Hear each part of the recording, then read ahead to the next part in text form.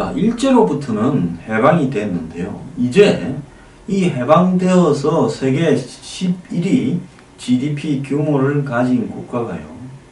세계 100위 정도 되는, 한마디로 기본적인 민주주의의 어떠한 원칙도 지키지 못하고 있는 전무후무한, 겉으로는 공산주의를 표방하는 정근대적 3대 왕조 국가의 협박에 지금 국가가 흔들거리고 있습니다. 이렇게 흔들거리는 이유는요, 우리 내부에 있는 것이고, 우리 내부에서 저는 북한의 협박과 공갈에 굴복하거나 협조하는 사람이 없다고 하면 우리는 북한의 공갈과 협박을 아주 손쉽게 해결할 수 있는 방법도 많이 있습니다. 김정은은 남한의 실체에 대해서 아주 정통하게 꿰고 있습니다. 그 꿰고 있다라는 말은 뭔가 하면, 남한이라는 국가가 경제적으로는 부강하고 그리고 선진국으로 가는 형태를 갖추고 있지만은 남한 내부에 있는 여러 가지 모순에 의해서 남한 국민의 절반쯤은 북한의 우호적인 생각을 하고 있고, 그리고 이 평화라는 이름으로 위장되어 있는, 한마디로 전쟁에 대한, 이 폭력에 대한, 충돌에 대한 북한의 협박에 대해서 죽어도 우리는 전쟁을 하지 않겠다라는 일종의 도그마에 가까운 의식을 갖고 있고, 그 세력들이 지금 세 번째 집권을 하고 있으면서 그 철학들은 햇볕 정책이니 문시아인 정책이니 베를린 선언이니 하는 형태로 북한에 굴복하는 지금 입장을 현재도 유지하고 있습니다. 오늘 문 대통령이 8.15 경축사에서 대북 메시지를 내놓을 거다라고 이야기를 하는데요. 통상적으로 대한민국의 대통령들은 이 8.15 메시지를 통해서 이 남북 간의 관계나 이런 부분들을 이야기를 해 왔습니다. 자, 문 대통령은 어제 수석 비서관 보좌관 회의에서 한반도에서 두 번 다시 전쟁은 안 된다. 어떤 우여곡절을 겪더라도 북핵 문제는 반드시 평화적으로 해결해야 된다 하고 밝힌 만큼 오늘 문 대통령의 이 메시지는 평화적 해법을 부각하는 내용이 나올 거라고 지금 한간에 예측이 되고 있습니다. 자, 상대는 새로운 폭력 수단을 개발해서 그 폭력 수단으로 한국과 미국을 이렇게 협박하고 있는데요. 한국은 한마디로 절대 전쟁은 안 된다 하면서 마치 이 남의 나라 일이냐, 지금 이 문제에서 제3자인 양, 객인 양 대하고 있습니다. 지금 자유한국당도 비판을 한 키신저가 코리아 패싱을 주도하고 있다 논리를, 이런 부분 때문에 어제 비난하는 성명도 나온 것 같은데, 키신저 말 중에 옳은 말도 있어요.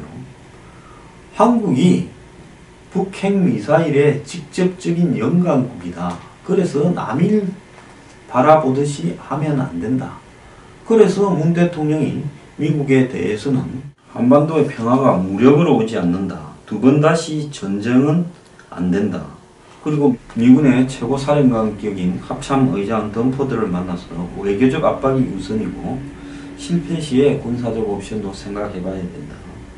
그리고 어제 청와대 회의에서 북한은 상황을 악화시키지 말고 미국은 책임있게 대응해달라. 마치 제3자가 남의 집에 충고를 하듯이 이야기를 하고 있습니다. 자, 한번 보십시오. 강경화가 유엔 안보리에 대북 제재안이 통과된 데 대해서 외신 기자들이 어떻게 생각하냐 하니까 축하한다라고 말한 것과 비슷한 이야기입니다. 자, 어떻게 한국은 이 문제가 자신들의 일이 아니고 제3자인 양 이야기를 하는 겁니까? 북한이 대화로 올 것 같으면 남북 대화를 저거가 주도하겠다고 생색은 낼라 하고, 또 북한이 대화를 전혀 응하지 않으니까 마치 제3자인 양 뒤에 빠져서 미국 보고 한마디로 책임있게 행동해라, 전쟁 일으키지 말라는 식으로 이야기를 하고 있는 겁니다. 자, 여기서 제가 하나 분명하게 이야기를 할게요. 북한이 미국하고 무엇 때문에 협박을 하겠습니까? 진짜 미국하고 전쟁을 하려고 협박을 하겠습니까? 저는요, 상식적으로는 북한이 미국과 전쟁을 할 가능성이 별로 없다고 보고 있습니다. 오늘 아침에도 북한의 이용호가 일본 측에 북미 대화를 타진했다라는 이야기가 나오고 있습니다. 아시아 안보 포럼 얼마 전에 열린 필리핀 마닐라 행사에서 고노다로 외무상에게 이용호가 북미 대화를 타진했다고 요미우리 신문이 보여줬습니다. 결국은요, 북한은 최종 순간까지 핵과 ICBM을 완벽하게 개발해서 그걸 미국을 상대로 협박을 해서 미국과 북미 직접 협상을 하려고 하고, 그 협상의 최종적인 목표는 주한미군 철수에 있다. 그럼 주한미군 철수를 시켜서 북한이 원하는 것은 결국은 남쪽을 들어먹는 부분입니다. 한반도 남쪽에서 미군을 빼고 나면 한국은 북한에 의해서 먹어질 수 있다.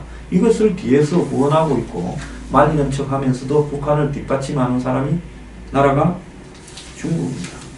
자, 이런 상황 속에서 한국의 대통령은 마치 남이 이야기하듯이 미국이 책임있게 행동해라. 지금 대통령은 자기는 책임있게 행동을 하고 있습니까? 제가 문재인 대통령에게 한번 물어보겠습니다.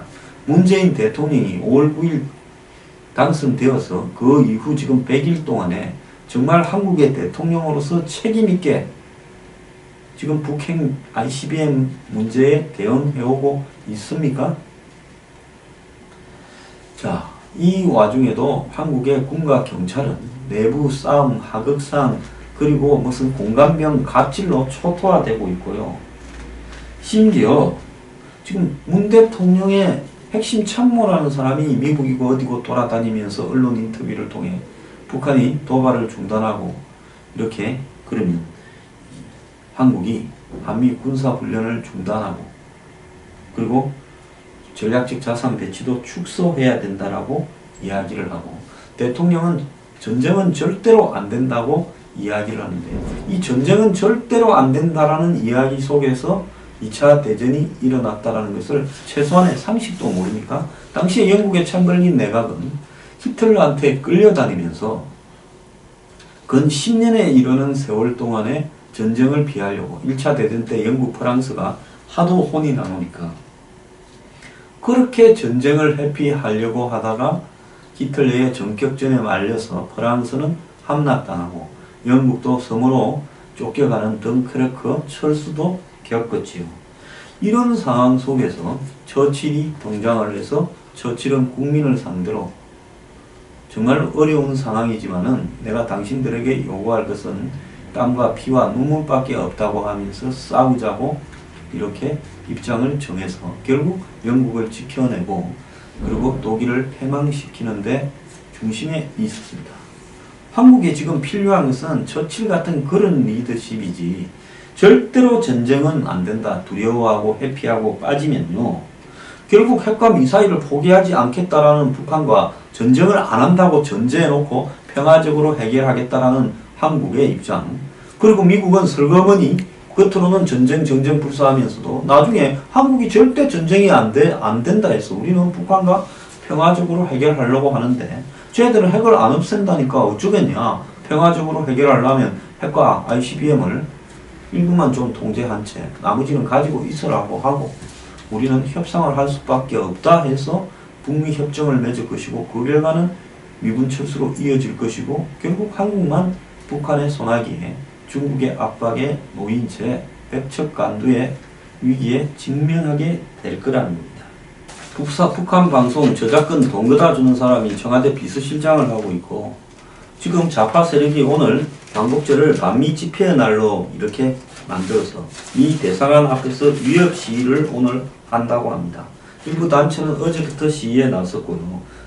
트럼프를 그린 조형물을 불태우기도 했고 사드 반대 등 반미를 노골적으로 하고 있고 시위대가 이 미국 대사관을 포기하겠다라고 했는데 법원이 이번에는 좀 캥기는가 이렇게 불허를 했다고 하는데 서울시청 앞에서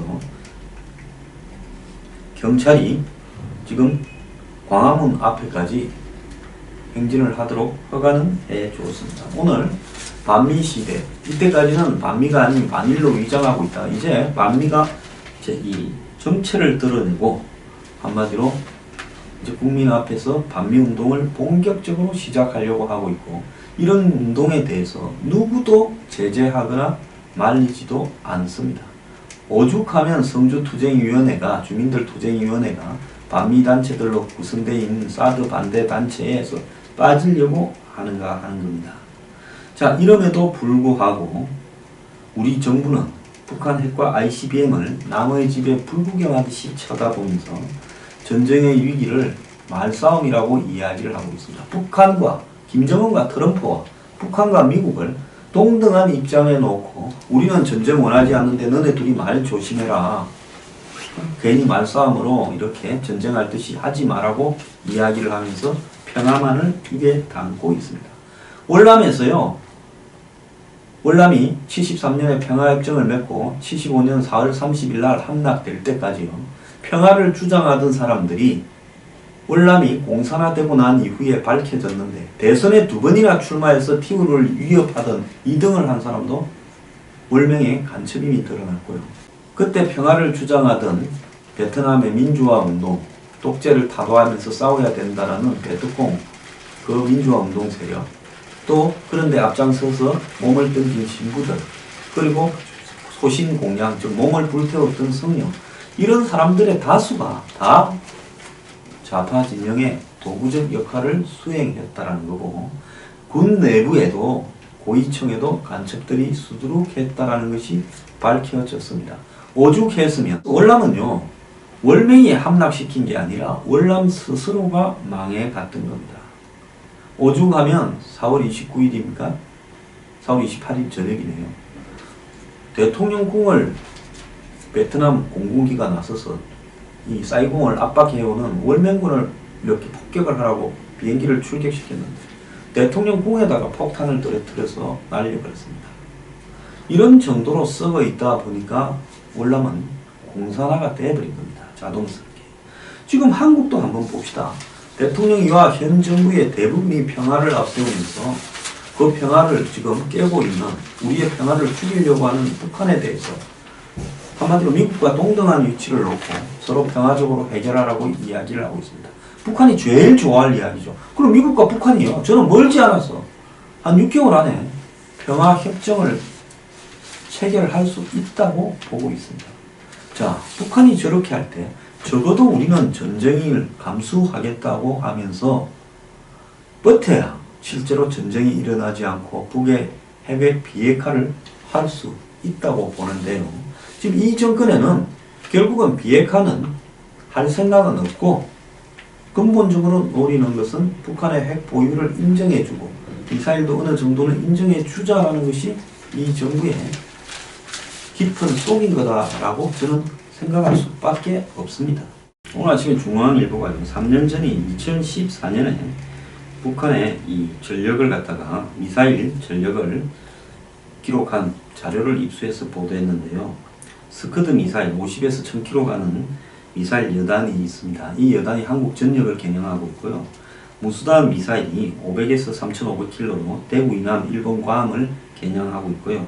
노동 미사일이 사거리 300에서 1300으로 한국과 일본에 있는 미군 기지를 이렇게 겨냥하고 있는데, 결국 스커드 미사일 여단, 노동 미사일 여단, 무수단 미사일 여단 등 3개의 이 미사일 여단이 전략군 산하에 있는데, 이동식 발사대가 그때는 100개 정도였는데 지금은 250개 정도로 늘어났고, 그때는 미사일이 800개였는데 지금은 제가 볼 때 한 1500개 정도 있을 거라고 생각이 듭니다. 제가 지난번에 이 자료가 나오기 전에 북한이 1000개 이상의 미사일을 보유하고 있을 거라고 이야기를 하지 않았습니까?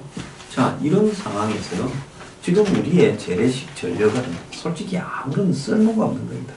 미국과 일본의 도움 없이는 한반도 방어가 불가능한 상황에서 북한의 핵과 ICBM 협박에 대해서 전쟁을 끝까지 회피하는 문재인 정권은 결국은 북한이 원하는 대로, 그 미국의 협상은 북한이 뭘 원하는가 하면 주한미군 철수를 원하는 겁니다. 그것이 북한의 결론이고 중국의 결론입니다. 미군만 빠지면 북한은 핵과 ICBM을 쓰려는 게 아니라 미군을 빼기 위해서 협박을 하는 거고 그 배후에는 중국이 있다는 겁니다. 그래서 이름에도 불구하고 평화 운운하면서 절대로 전쟁은 있어서는 안 되고 미국이 상황을 악화시키지 말고 책임있게 대응하라는 이 나라 대통령은 무슨 생각을 가진 대통령입니다. 국민들 정신 안 차리면요, 제가 볼 때 10년 안에 다시 광복되었다가 암흑으로 될 거라 보고 있습니다.